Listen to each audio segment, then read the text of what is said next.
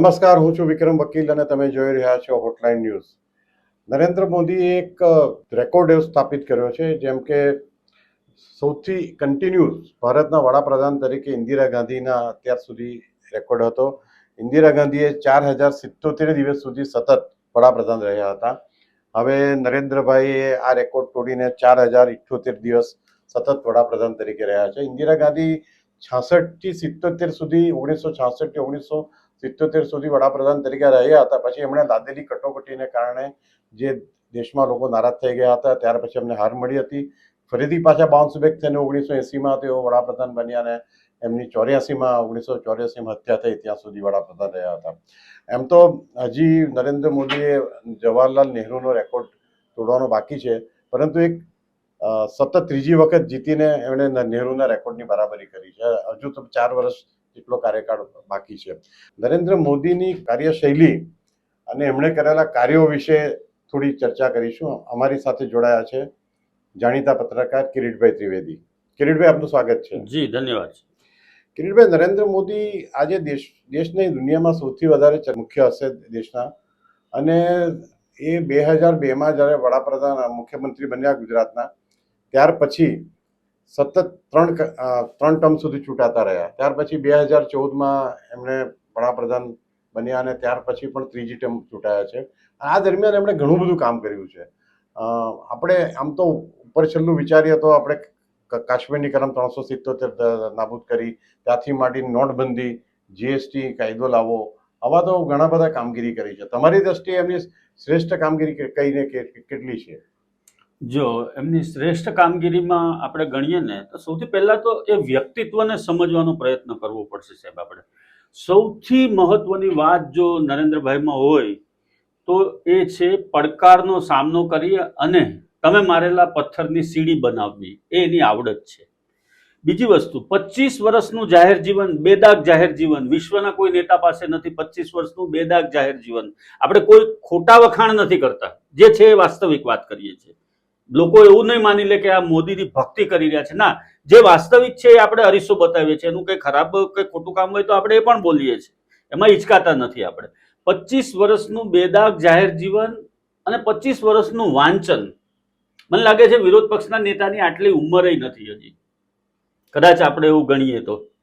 બીજી વસ્તુ કે એની દ્રઢ સંકલ્પ શક્તિ, કોઈ એવી એની પાસે દ્રઢ સંકલ્પ શક્તિ છે, કોઈ દેવી શક્તિ એના ઉપર કામ કરતી હોય એવું આપણને અનુભૂતિ થાય, લાગે. બીજું, એ માણસના ઓરા બહુ પવિત્ર છે. તમે જોજો, એના ઓરા બહુ પવિત્ર અને પોઝિટિવ છે. આઝાદી પછી મેં કદાચ પહેલી વખત, ઘણા બધા વડાપ્રધાનોને આપણે જોયા છે ચાલતા ટીવી ઉપર કે બધી જ રીતે, આ માણસની ચાલ છે ને એ અલગ જ પ્રકારની છે. તમે ખાસ ઓબ્ઝર્વ કરજો. એ છાતી કાઢીને સિંહની જેમ ચાલે છે.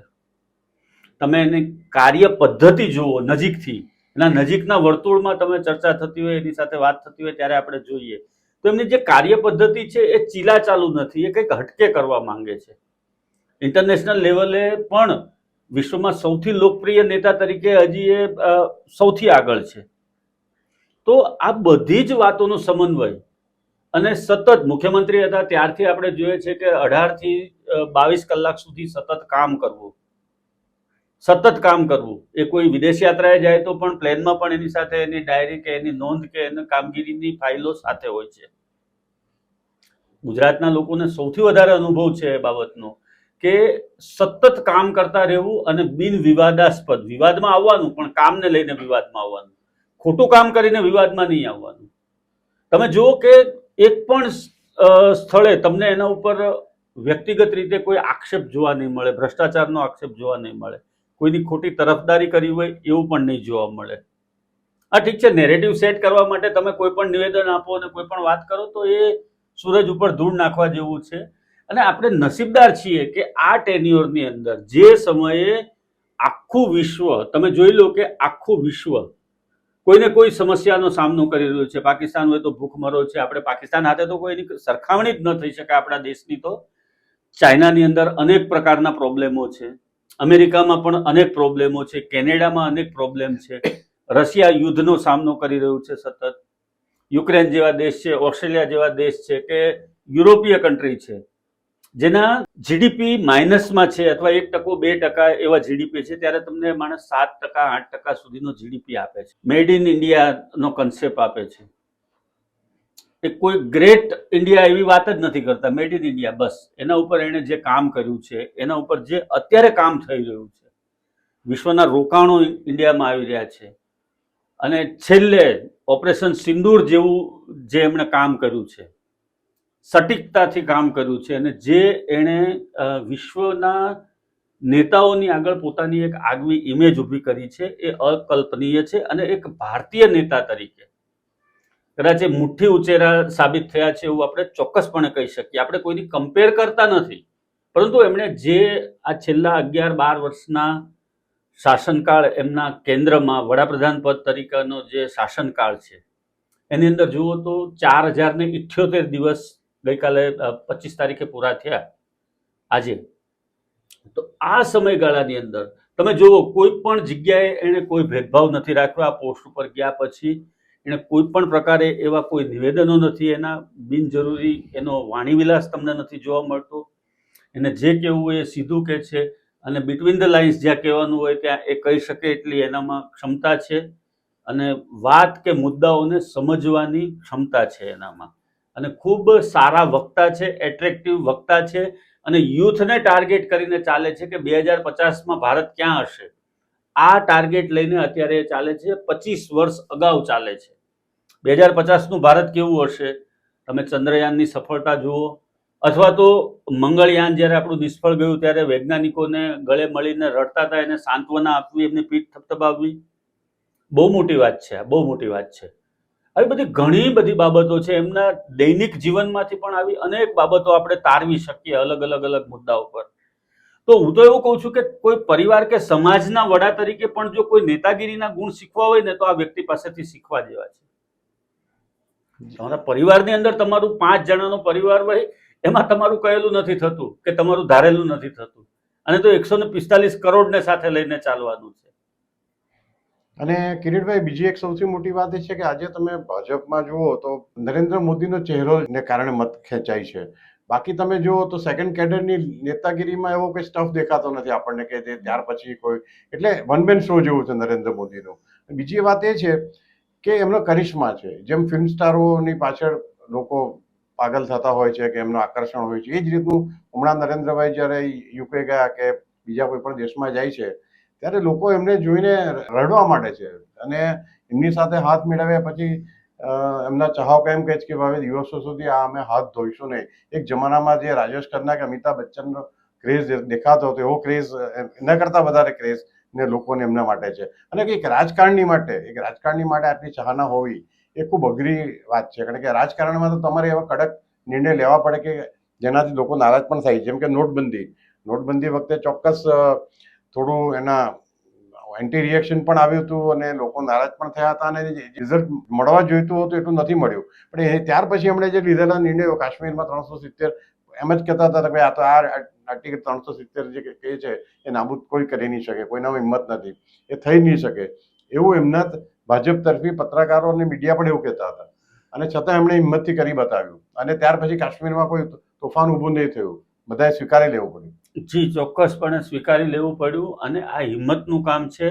આ દાદ માગી લે એવી હિંમત છે આ, કે કાશ્મીરની અંદર સળગતા કાશ્મીરની અંદર એનું વિભાજન કરવું, એના 2-3 ટુકડા કરી નાખવા, એને કેન્દ્ર શાસિત પ્રદેશ જાહેર કરી દેવો, જે તમે એને અલગ વિશેષ રાજ્યનો દરજ્જો આપ્યો તો એ પાછો ખેંચી લેવો, જ્યાં કાશ્મીરનો ધ્વજ પણ આપણા તિરંગાની સાથે લહેરાતો હતો. આ બધી જ બાબતો ઝીણવટ ભર્યો તમે અભ્યાસ કરો તો ખબર પડે કે આ વ્યક્તિએ કેટલું કામ કર્યું છે ને કેટલું મોટું કામ હતું. બીજું આપે કહ્યું કે જીએસટી અને નોટબંધીના સારા પરિણામો ચોક્કસ આવ્યા છે સાહેબ. ચોક્કસ એ રીતે કહી શકાય કે નોટબંધીને કારણે જે ફિલ્ટરેશન થયું છે, એના કારણે જે ડુપ્લિકેટ નોટો જે માર્કેટમાં ફરતી હતી, જે જૂની નોટો હતી એ 1000ની ને 500ની, એ બધું જ ચલણ લગભગ નાબૂદ થઈ ગયું. નો ડાઉટ અત્યારે પણ છૂટાછવાયા આવા બનાવો બને છે કે ડુપ્લિકેટ નોટના કારખાના ઝડપાય કે કોઈ વ્યક્તિ છાપતા ઝડપાય, એવું બધું બનતું રહે છે. અને એ તો ડોલર પણ, વિશ્વમાં ડોલર આટલો મજબૂત છે અને વિશ્વનું ચલણ છે, તો ડુપ્લિકેટ ડોલર પણ છપાતા રહે છે. આ દરેક તંત્રની આ સમસ્યા છે ડુપ્લિકેટ નોટની, અને એ આજથી નથી, એ વર્ષોથી ચાલતું આવે છે. પરંતુ એમણે જે જીએસટીનો નિર્ણય લીધો, સાહેબ જીએસટીનો ઇતિહાસ છે અત્યાર સુધીમાં કોઈ પણ કન્ટ્રીમાં જીએસટી લાગુ થયો હોય ત્યાર પછી એ ગવર્મેન્ટ બીજી વખત રિપીટ નથી થઈ. આ વર્લ્ડની હિસ્ટ્રી એમણે બ્રેક કરી, એમણે જીએસટી લાગુ કર્યો અને પછી સત્તા લાવીને બતાવી, ફરી વખત સત્તા આરૂઢ થયા.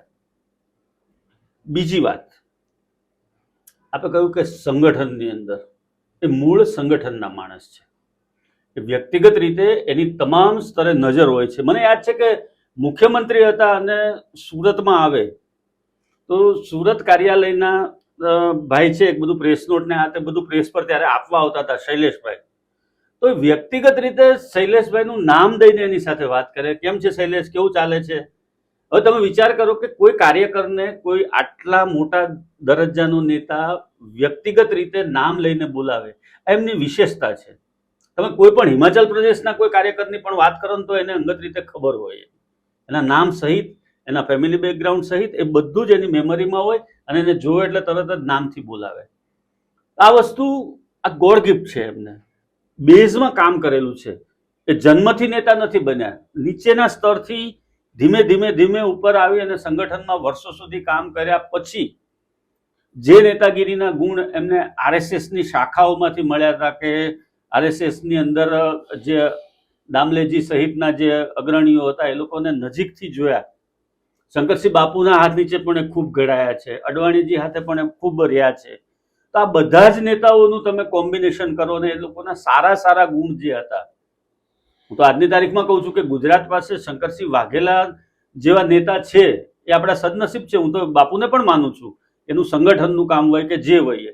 તો આવા નેતાઓના હાથ નીચે તૈયાર થયા છે. એક સમયે કાશીરામ રાણાનો સમય હતો, કેશુબાપા હતા, સુરેશ મહેતા હતા, કે શંકરસિંહ વાઘેલા હતા, આ બધા ભાજપમાં હતા અને સામે ચિમનભાઈ, માધવસિંહ સોલંકી, અમરસિંહ ચૌધરી, આવા નેતાઓ હતા.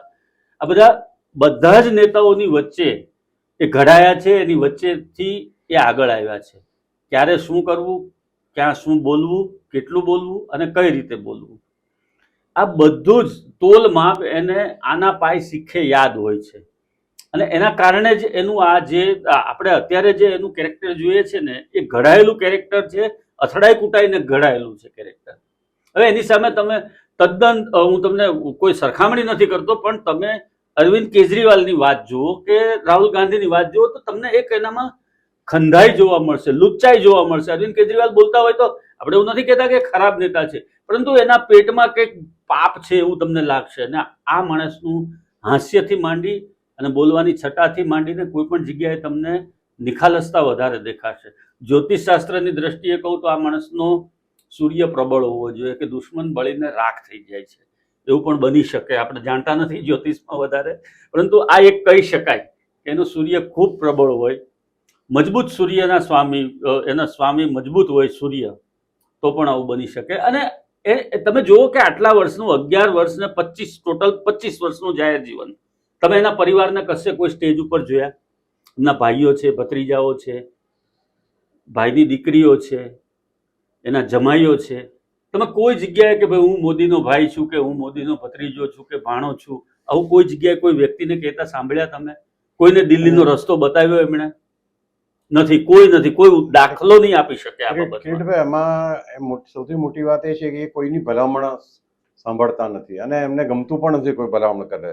તો ગુણવંશ આપણા જાણીતા લેખક છે, એમણે એક વખત લખ્યું હતું કે એ જ્યારે નરેન્દ્ર મોદીના વડાપ્રધાનના નિવાસસ્થાન એક જ વખત ગયા હતા અને જ્યારે બેઠા હતા ત્યારે એમણે કહ્યું હતું કે ભાઈ સુરત એરપોર્ટનું નામ મોરારજી દેસાઈના નામથી અપાય તો સારું. તો નરેન્દ્રભાઈ કહ્યું કે ભાઈ એ પ્રોસિજર ચાલુ જ છે. અને ત્યાર પછી ગુણવંત શાહે લખ્યું હતું કે ભાઈ હું એક બીજી ભલામણ જે સમાજ ઉપયોગી જ હતી એ કરવા ગયો તો એમણે નજર ફેરવીને બીજી તરફ જોવા માંડ્યા. પણ એ ગુણવંત શાહે વખાણ કર્યા એમના કે ભાઈ આ જો કોઈ પણ એમની પાસે કોઈ અંગત કામ લેવાનું કે કોઈ પણ ભલામણ કરી નહીં શકે એટલું એમનું માનસિક રીતે સ્ટ્રોંગ છે અને એમને સિદ્ધાંતિક રીતે એમ માને છે કે ભાઈ મારી સ્ટેજ પર પહોંચેલી વ્યક્તિ મને ભલામણ કોઈએ કરવી નહીં જોઈએ, જે સાચું હશે એ જ થશે. બિલકુલ બિલકુલ સાચી વાત છે. એક આંદોલન ચાલતું હતું, સુરતમાંથી જ શરૂ થયું હતું એ આંદોલનને. એના નેતાઓ ગાંધીનગર એમને મળવા ગયા હતા જ્યારે મુખ્યમંત્રી હતા ત્યારે. એટલે ત્યારે એમણે એ તમામ નેતાઓને પહેલા બોલાવ્યા અંદર અને કીધું કે પહેલા તમે બહાર જઈ અને જાહેરાત કરીને આવો કે અમે આંદોલન પાછું ખેંચીએ છીએ, પછી તમારી શરતો અને તમારી માંગણીઓ વિશે આપણે ચર્ચા કરીશું. આટલું સ્પષ્ટ, દબાણ નહીં, કોઈ પણ પ્રકારનું દાબ દબાણમાં આવ્યા વગર તમે પહેલા તમારું આંદોલન પાછું ખેંચો, લોકોને ધંધા રોજગાર મળે એની વાત કરો, લોકોને કામ મળે એની વાત કરો, પછી આપણે આગળ ચર્ચા કરીએ. એટલે આવા અનુભવ લોકોને થયા છે, વ્યક્તિગત રીતે સંખ્યાબંધ લોકોને આવા અનુભવ થયા છે. અને જે તે સમયે મોદી વિરુદ્ધ આખો સૌરાષ્ટ્રવાસી સમાજ લગભગ, સૌરાષ્ટ્રના પટેલો લગભગ વિરોધમાં થઈ ગયા હતા. અને પુરુષોત્તમ સોલંકી જેવા કોળી સમાજના નેતા પણ વિરોધમાં થઈ ગયા હતા. આ બે સમાજ એટલે બહુ મોટા, ગુજરાતના રાજકારણમાં પટેલ સમાજ ને કોળી સમાજનો સરવાળો કરો એટલે ઓલમોસ્ટ સત્તા આવી જાય તમારી પાસે, એવા મોટા સમાજ છે. તો આ બધા વિરોધની વચ્ચે પણ એમણે અડગ રહી અને કયા નેતાને કઈ કઈ રીતે કંઠી બાંધવી એ એની આગવી કોઠાસૂઝ છે. એનામાં કઈ રીતે લોકોને સાથે લઈને ચાલવું, કઈ રીતે નેતાઓને સાથે લઈને ચાલવું. આપણે અસંખ્ય દાખલા એવા જાહેર જીવનમાં જોઈ શકીએ છીએ કે વ્યક્તિ પોતાના સ્વાર્થ માટે, અંગત સ્વાર્થ માટે, પરિવારના સ્વાર્થ માટે, પૈસા માટે, પદ માટે ગમે તેવા નિર્ણયો લઈ લે છે, ગમે તેની ભલામણો સ્વીકારી લે છે. તમે આ 25 વર્ષના એના જાહેર જીવનમાં તમને એક પણ એવો નિર્ણય લાગતો હોય કે એના વ્યક્તિગત સ્વાર્થ માટે છે, તો ખુલ્લી ચેલેન્જ છે મારી તો કે તમે બતાવો કે ભાઈ આમાં એનો વ્યક્તિગત સ્વાર્થ હતો, કે આમાં એણે 5-25 કરોડનો ફાયદો પોતાના અંગત હિત માટે કર્યો. તોશાખાનાની સાહેબ તમને એક વાત કરું, અત્યાર સુધી શું થતું હતું, મુખ્યમંત્રીઓને મળેલી ભેટ બધી ગાંધીનગરમાં તોશાખાનામાં પડી હોય, એ સડે ત્યાં એનું કોઈ કેર નહીં લેવાય, એનું કશું કોઈ પૈસો પણ નહીં ઉપજે, અને એ પડ્યું હોય અને બધું વર્ષોથી એમને તોશાખાનામાં પડેલું હતું. અને આવીને મુખ્યમંત્રી તરીકે સૌથી પહેલું કામ શું કરવું, એને મળેલી જે ગિફ્ટ હતી એની હરાજી કરાવી. એને વ્યક્તિગત એનો કોઈ સ્વાર્થ નહોતો, અને એને જે કાંઈ પૈસા આવ્યા એ પૈસા એને કન્યા કેળવણી માટે ને એના માટે વાપરી નાખ્યા. એના શૂટના 3 થી 4 કરોડ રૂપિયા આવ્યા હતા. સુરતના જ આપણા હીરા ઉદ્યોગપતિ છે લાલજીભાઈ, એમણે એ શૂટ ખરીદ્યો હતો, મોદી લખેલો. ઓબામાને મળવા ગયા ત્યારે એમણે જે પહેર્યો હતો એ શૂટ સુરતમાં છે આજની તારીખમાં. તો આવા તમે કેટલા દાખલા લઈ શકો કે એમણે જાહેર જીવન માટે, પ્રજા માટે આપી દીધું છે ને. એણે કોઈ પોતાના વ્યક્તિગત પેલા માટે નથી લીધા એ પૈસા. તોશાખાનાની હરાજી હોય કે પોતાના શૂટની હરાજી હોય કે અન્ય કોઈ પણ પ્રકારે એને મળતું દાન કે એવું હોય. હું તમને એક ઉદાહરણ આપું. આપણા એક પત્રકાર મિત્ર છે, એમના રિલેટિવને લગભગ મુખ્યમંત્રી હતા વડાપ્રધાન ત્યારે એક હાર્ટની સર્જરી કરાવવાની હતી ને અમદાવાદ એમને એડમિટ કર્યા હતા એમના રિલેટિવને. એટલે કોઈ કીધું કે ભાઈ તું તો પત્રકાર છે, તું જરાક આમાં આગળ વધને, કંઈક મદદ થાય એવું હોય તો મુખ્યમંત્રી કાર્યાલયમાંથી. તો કે કઈ વાંધો નહીં. એટલે ભાઈ અહીંયાથી મિત્ર છે આપણા, એક ક્વીનમાં બેસીને 10:30 વાગે અમદાવાદ સ્ટેશન પર ઉતર્યા કાલુપુર, ને 11:30 પોણા 12 વાગે ત્યાં પહોંચ્યા. અને એમણે એમના પીએને વાત કરી કે હું આ રીતે સુરતથી આવું છું, પત્રકાર છું, અને મારા એક રિલેટિવને આ રીતે એડમિટ કરેલા છે અમદાવાદમાં, ને એનું હાર્ટનું ઓપરેશન છે, એટલે મુખ્યમંત્રી સહાયમાંથી મારે જોઈએ છે એમાં. એટલે પેલા ભાઈ બધે વિગત લઈ લીધી એમની પાસેથી અને કીધું કે તમે બેસો, એને ચા પાણી પીવડાવ્યા, થોડી વાર બેસાડ્યા. સાહેબ સાંજે 5 વાગે એને એ આર્થિક સહાયનો, મેડિકલ સહાયનો ચેક આપણા રિપોર્ટરશ્રીના હાથમાં જે તે હોસ્પિટલના નામનો આપી દીધો, અને એ તરત જ લઈને સાંજે પાછા ક્વીનમાં રવાના થઈ ગયા. તો તમે વિચાર કરો કે પ્રજાના કામ આ રીતે થાય છે. 4-6 કલાકની અંદર મેડિકલ સહાયના ચેક તરત મળી ગયા. મેડિકલની જ વાત કરીએ, પ્રધાનમંત્રી આરોગ્યની જે યોજના છે એની જનધન યોજના છે, કેટલા બધા બેંક એકાઉન્ટ ખુલી ગયા. બીજું એ ક્રાંતિકારી નિર્ણય એ પણ હતો કે લોકોના એકાઉન્ટમાં સીધી જ જે રાહતની કે સહાયની રકમ છે એ સીધી જ લોકોના એકાઉન્ટમાં જાય એવી વ્યવસ્થા ગોઠવી. બહુ મોટી વાત છે આ. ખુદ રાજીવ ગાંધી એમ કહેતા હતા કે હું 1 રૂપિયો મોકલું તો 15 પૈસા જ લોકો સુધી પહોંચે છે અને 85 પૈસા ખવાઈ જાય છે. આ તો 1 રૂપિયો મોકલે છે તો 1 રૂપિયો પૂરેપૂરો પહોંચે છે લોકોના એકાઉન્ટમાં. તો આ વ્યવસ્થા જે કરવી, આ જ તો કામ છે એનું. અને એ કામને સુપેરે પાર પાડવું અને વિશ્વાસ સાથે. તમે જ્યોતિર્ગ્રામ યોજના લઈ લો, આઝાદી પછી 50, 60, 70 વર્ષે જે ગામ સુધી વીજળી નહોતી પહોંચી ત્યાં સુધી એને વીજળી પહોંચાડી છે.